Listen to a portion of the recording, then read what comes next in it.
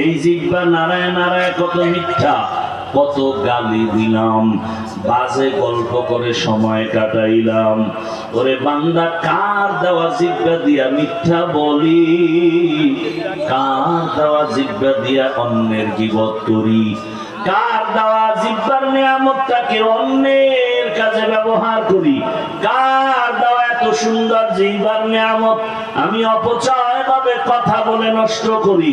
এরে আল্লাহর বান্দা, এখনো সময় আছে। ব্যবসায়ী বাবা, জিহ্বাটারে কন্ট্রোল করো, ব্যবসা করো, নামাজ পড়ো, জিহ্বা দিয়ে দরুদ পড়ো, ইস্তেগফার পড়ো, জিকির আজকার করো। বান্দা, তুমি গাড়ি চালাও, জিহ্বা দ্বারা আমার মাওলাকে ডাকো। তুমি গাড়ি চালাও, হাতে কাজ, পায়ে কাজ, জবানে কোনো কাজ নাই, জবানের মধ্যে তুমি আল্লাহর নামের জিকির চালু করে দাও।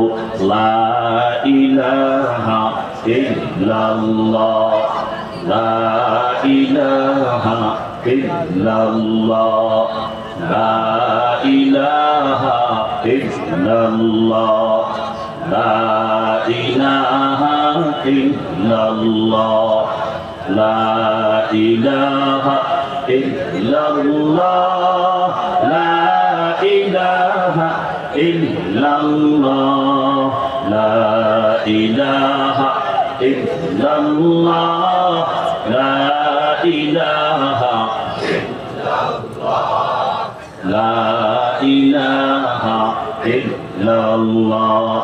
আল্লাহর নামের জিকির যত করবা তত ঈমান তাজা হয়ে যাবে। আল্লাহ নিজেই বলেন, আমার যারা খাঁটি মুমিন তাদের পরিচয়, ইন্নামাল মুমিনুনা আল্লাযীনা ইযা যুকিরাল্লাহু ওয়াজিলাত কুলুবুহুম ওয়া ইযা তুলিয়াত আলাইহিম আয়াতুহু যাদাতুহুম ঈমানা ঈমানাও ওয়া আলা রাব্বিহিম ইয়াতাওয়াক্কালুন।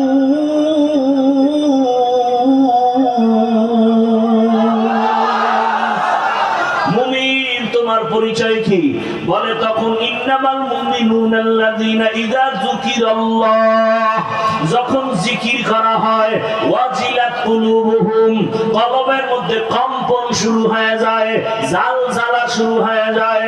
ওয়া ইযা তুলিয়াত আলাইহিম আয়াতিহি, যখন আল্লাহর কোরআনের আয়াত তেলাওয়াত হয়, যাদাতহুম ঈমানা, ঈমান এত বেশি বেড়ে যায়, তখন বান্দার মুহাব্বত শুধু আল্লাহর দিকে আগাইতে থাকে, এত পরিমাণ আগায়, দুনিয়ার থেকে আলাদা মাওলার দিকে আগাইতে থাকে। কে যেন বলে